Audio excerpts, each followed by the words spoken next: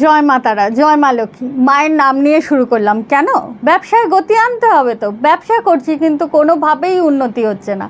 কি করতে হবে? আমার সকল দর্শককে, সকল আমার যারা আমার ভিডিও দেখছেন সবাইকে আমার তরফ থেকে অসংখ্য ধন্যবাদ। আপনারা অনেক অনেক কমেন্টস করছেন, যাদের ভালো লাগছে তারা অনেকভাবে আমাকে ফোন করছেন।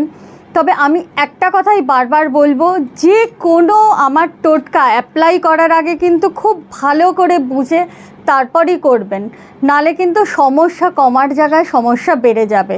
যদি না বুঝতে পারেন অতি অবশ্যই কিন্তু আমার কাছ থেকে এসে জেনে নেবেন। তাহলে ব্যবসায় গতি আনবো, ব্যবসা বাড়াতে হবে, কি করে করব?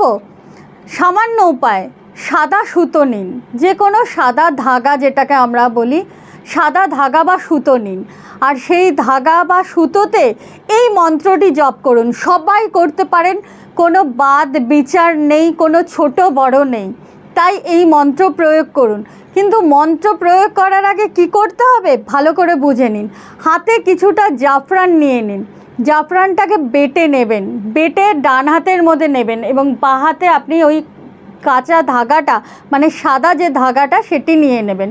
নিয়ে ওই জাফরান বাটাটা ভালো করে মাখাবেন।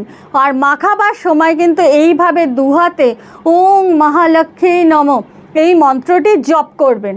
করে সেই সাদা ধাগাটি আপনার মনের ইচ্ছে জানিয়ে মা লক্ষ্মীর উদ্দেশ্যে আপনার দোকান বা ব্যবসা স্থানে সদর দরজার উপর টানিয়ে দেবেন।